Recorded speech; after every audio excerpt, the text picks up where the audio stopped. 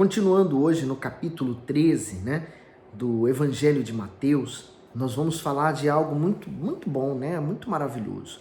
São exemplos que Jesus deu e referente àquele período, mas que hoje serve e se encaixa perfeitamente na nossa vida quando comparamos com a nossa realidade. Então, vamos meditar nele. Senhor Jesus, que o Senhor fale conosco através dessa palavra que vamos ler de Mateus capítulo 13.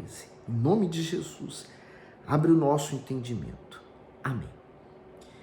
Tendo Jesus saído de casa naquele dia, estava sentado junto ao mar, e ajuntou-se muita gente a ele, de sorte que, entrando num barco, se assentou, e toda a multidão estava em pé na praia. E falou-lhes de muitas coisas por parábolas, dizendo...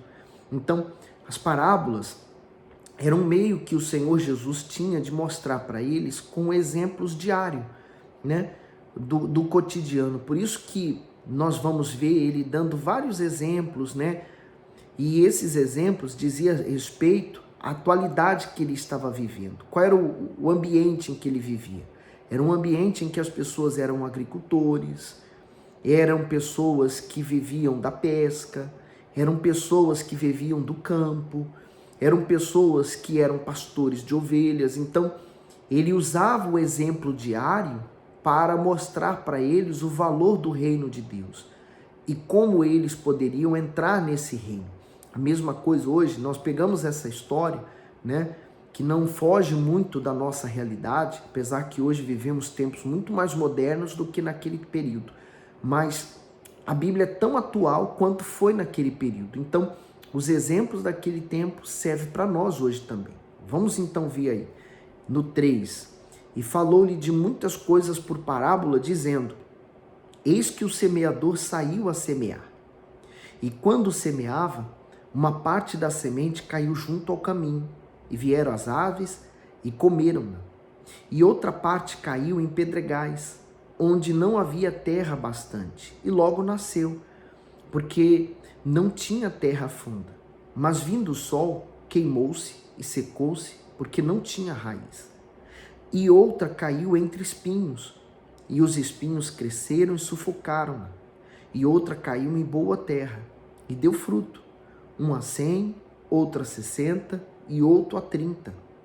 Quem tem ouvidos para ouvir, ouça. Naquele tempo, a agricultura, Israel, ele é muito montanhoso, ele tem vales profundos, então assim, e poucos rios, pouca água, então um clima muito seco, muito quente. Então a agricultura normalmente era feita nos montes em degraus, Por isso que quando ele fala, que a semente caiu numa pedra, caiu no caminho, caiu aqui numa terra seca ou dura, enfim, ele está falando de uma realidade daquele tempo. Ele já vai explicar o que significa parábola. E ele falou assim, olha, isso aqui a gente ouve, sabe aonde? Esse versículo 9, quem tem ouvidos para ouvir, ouça, em Apocalipse, Quem tem ouvidos? Todos nós temos ouvidos, Talvez você possa não escutar, ser um deficiente auditivo, mas ainda assim, nos tempos modernos, nós temos a leitura em braille, nós temos as pessoas que falam com as mãos, que eu esqueci agora o nome que se dá a ela, nós temos a legenda no vídeo, enfim, recursos hoje não faltam para a pessoa que quer ouvir e ver a palavra de Deus. O ouvir que ele diz é dar ouvidos, de dar atenção, quer dizer, a pessoa que ela vê a palavra de Deus, ela descobre um tesouro, que a gente vai ver isso mais à frente, e ela decide abraçar essa causa. Ela fala, não, agora eu vou viver desta forma. No 10 ele diz assim, e cercando-se dele os discípulos, disseram-lhe, por que lhes falas por parábolas? Ele respondendo disse-lhe, porque a vós é dado conhecer os mistérios do reino dos céus, mas a eles não lhes é dado, porque aquele que tem se dará e terá em abundância, mas aquele que não tem, até aquilo que tem lhe será tirado.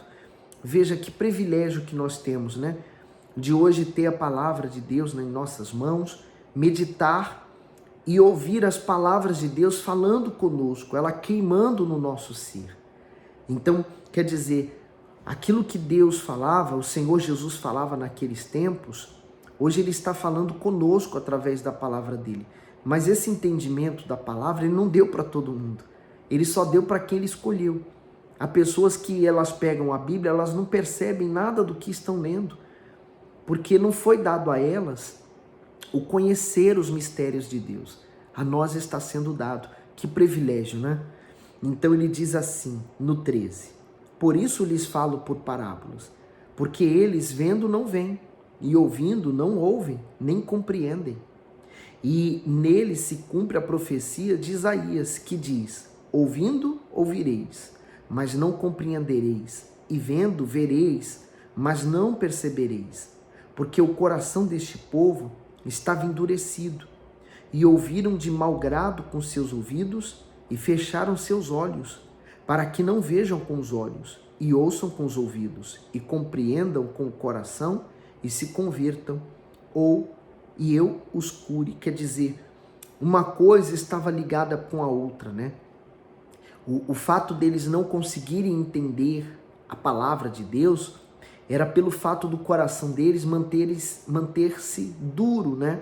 Manter incurável, irrepreensível, se manter não aberto para que a palavra de Deus pudesse limpá-lo, restaurá-lo, regenerá-lo, mas era aquele coração fechado, duro. Então eles não compreendiam. Os interesses, na verdade, daquelas pessoas eram outros, eram os seus benefícios, era se beneficiar de alguma forma através do Senhor Jesus. Aí ele diz assim, no 16, mas bem-aventurados os vossos olhos, porque veem, e os vossos ouvidos, porque ouvem. Porque em verdade vos digo que muitos profetas e justos desejaram ver o que vós vedes, e não viram, e ouvir o que vós ouvis, e não ouviram. Escutai vós, pois, a parábola do semeador. Ouvindo alguém a palavra do reino, e não a entendendo, vem o maligno, e arrebata o que foi semeado no seu coração. Este é o que foi semeado junto ao caminho. O que foi semeado em pedregais é o que ouve a palavra e logo a recebe com alegria, mas não tem raiz em si mesmo. Antes é de pouca duração, e chegada a angústia e a perseguição por causa da palavra, logo se ofende. E o que foi semeado entre espinhos é o que ouve a palavra, mas os cuidados deste mundo e a sedução das riquezas sufocam a palavra e fica infrutífera.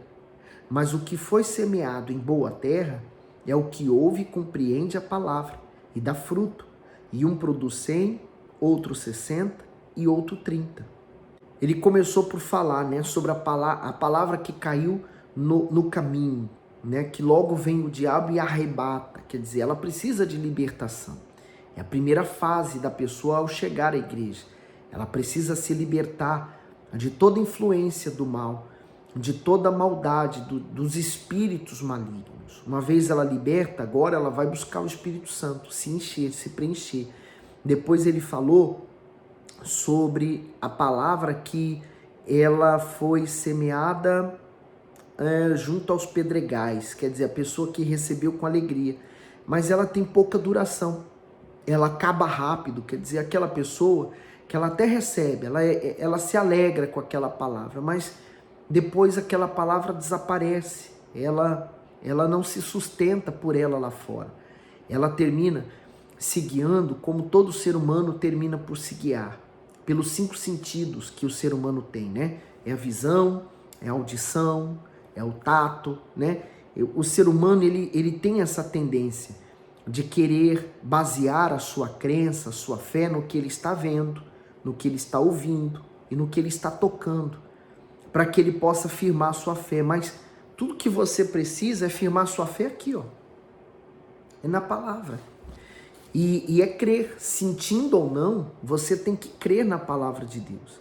Então, quando você firma nos 5 sentidos, né, nos sentidos naturais do ser humano, você até recebe a palavra com alegria, mas ela não te sustenta depois. E por fim, ele fala sobre a palavra que foi também semeada na boa terra, e essa deu frutos. Que o seu coração seja essa boa terra. Aí no 24 ele diz: propôs-lhe outra parábola, dizendo: o reino dos céus é semelhante ao homem que semeia a boa semente no seu campo. Mas, dormindo os homens, veio o seu inimigo, e semeou joio no meio do trigo, e retirou-se. E quando a erva cresceu e frutificou, apareceu também o joio. E os servos do pai de família, indo ter com ele, disseram-lhe: Senhor, não semeaste tu no teu campo boa semente? Por que tem então joio? E ele lhes disse: o inimigo é quem fez isso. E os servos lhe disseram: queres, pois, que vamos arrancá-lo? Ele, porém, lhes disse: não, para que, ao colher o joio, não arranqueis também o trigo com ele. Deixai crescer ambos juntos até a ceifa.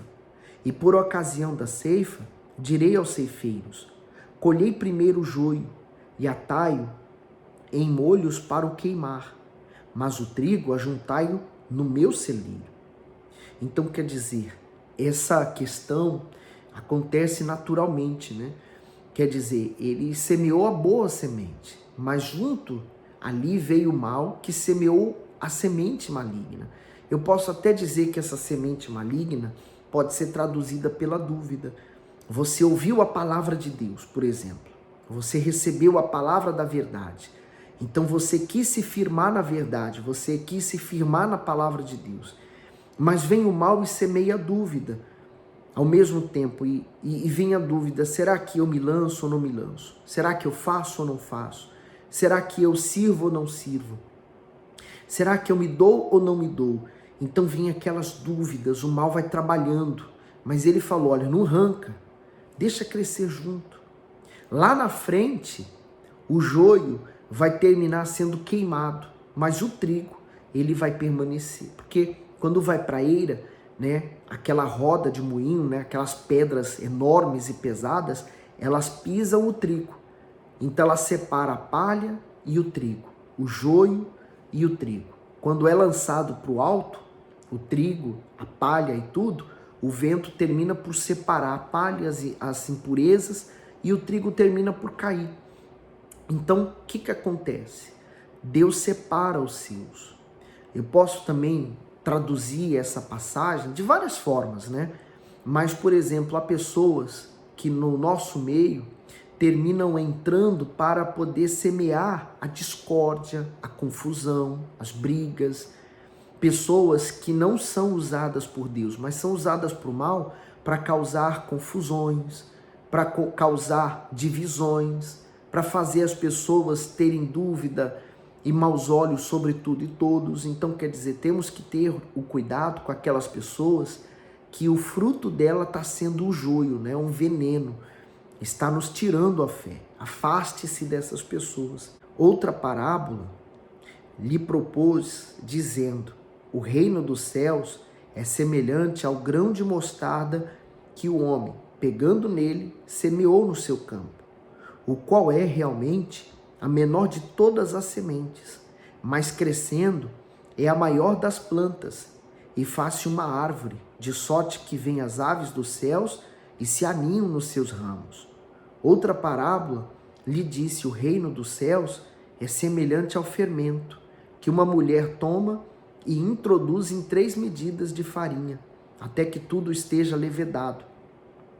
Tudo isso disse Jesus por parábolas à multidão, e nada lhes falava sem parábolas. Agora, olhando para essa parábola aqui, que ele falou sobre a semente de mostarda, né? Ele comparou sobre o reino dos céus. Assim é a nossa vida espiritual. Eu me converti, eu me entreguei ao Senhor Jesus. Então, eu não posso somente crescer para cima. O que isso quer dizer? Eu ser curado, prosperar, ter dinheiro, casar, ter filhos, e ir vencendo e conquistando e sendo abençoado. Se para baixo eu não criar raízes, as minhas raízes, elas elas são criadas através da fé, com profundidade, com segurança. Então, quer dizer, na mesma medida que eu estou crescendo, né, para o alto, quer dizer, as conquistas, a minha vida espiritual também vai crescendo com a palavra de Deus. Então eu vou me firmando cada vez mais nessa terra, a terra da palavra de Deus. E por isso que essa árvore termina por dar frutos. E o fruto, o maior fruto que essa árvore tem que produzir, que somos nós, é o fruto da salvação. E o fermento a mesma coisa. O fermento você coloca um pouquinho numa massa, ela vai fazer crescer toda a massa, ela vai levedar toda a massa. Assim é a palavra de Deus.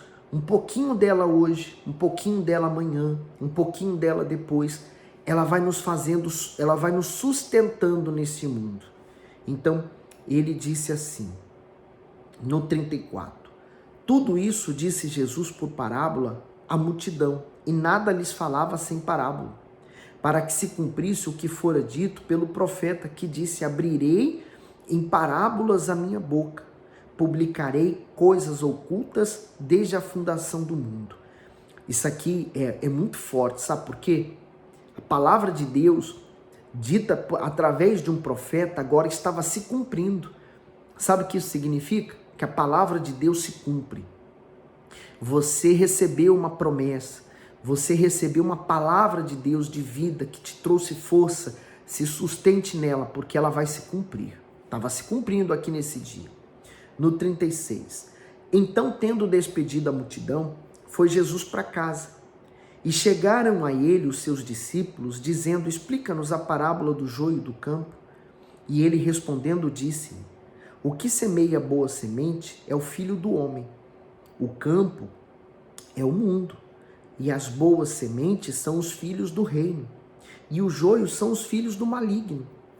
O inimigo que o semeou é o diabo, e a ceifa é o fim do mundo, e os ceifeiros são os anjos.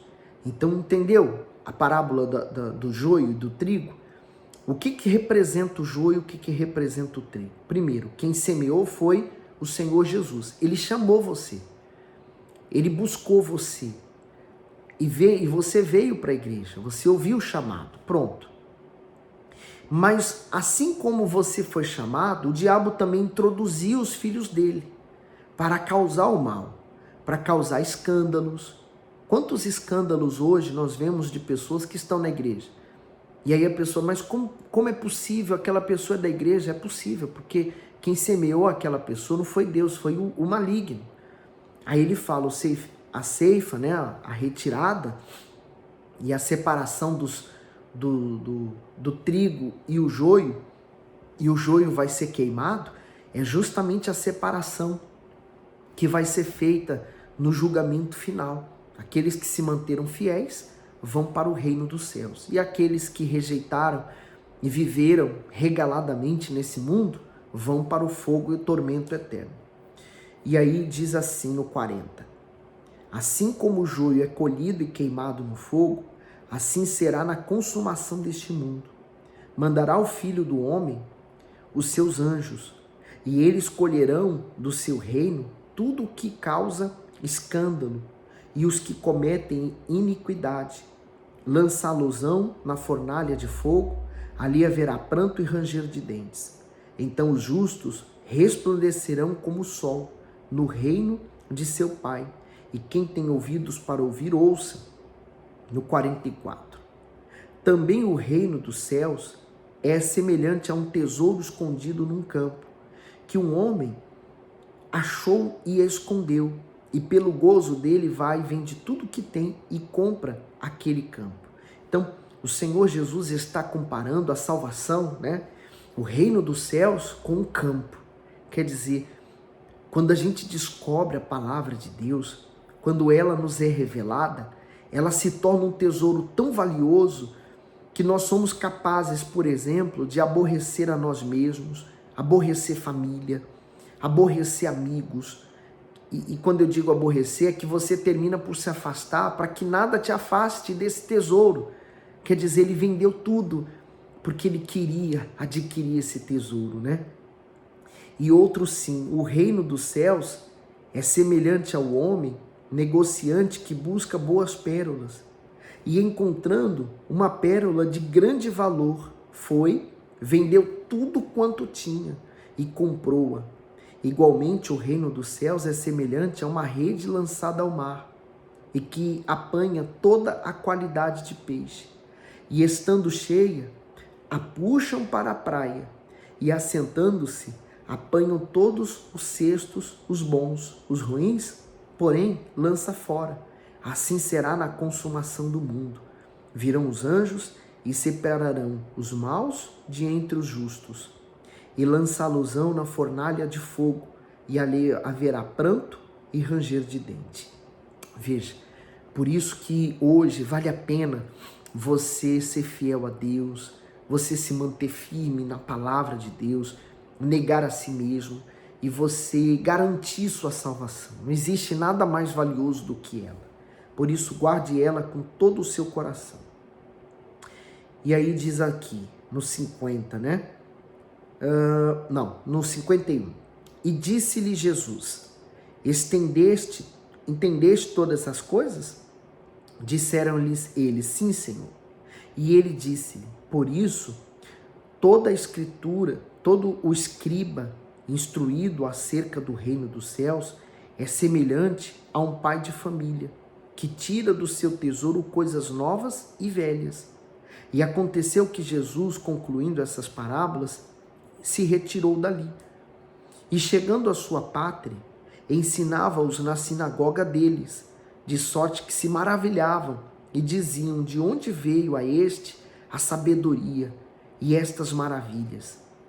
Aí outros, olha o que diziam, não é este o filho do carpinteiro? E não se chama sua mãe Maria, e seus irmãos Tiago e José e Simão e Judas? Então veja só, aqui há duas coisas muito maravilhosas. Jesus foi pregar aonde estavam a sua mãe, seu pai, seus irmãos. Ele foi pregar naquele lugar, né? Ele foi falar da palavra de Deus e todos se maravilhavam. Mas como todos conheciam ele, com certeza tinham visto ele crescer, falava assim, não é ele o filho de José, de Maria? E aqui tem uma evidência muito importante. Falou dos irmãos de Jesus, irmãos que nasceram de Maria. E normalmente as pessoas terminam por se enganar e falando assim, não, mas Maria ficou virgem, ela é a mãe de Deus. Não, ela não é mãe de Deus, Deus não tem mãe. Deus não tem mãe. Deus é Deus.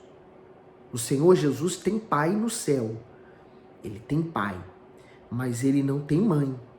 Aqui na terra, como homem, ele tinha mãe, não nasceu de um pai físico, ele tinha um pai espiritual, mas aqui na terra ele só teve mãe, nos céus ele não tem mãe. Por isso que aqui na terra Maria gerou Tiago, José, Simão, Judas e filhas. No 56 diz, e não estão entre nós todas as suas irmãs? De onde lhe veio, pois, tudo isto? E escandalizavam-se nele. Jesus, porém, lhes disse, não há profeta sem honra, a não ser na sua própria e na sua casa. E não fez ali muitas maravilhas por causa da incredulidade deles.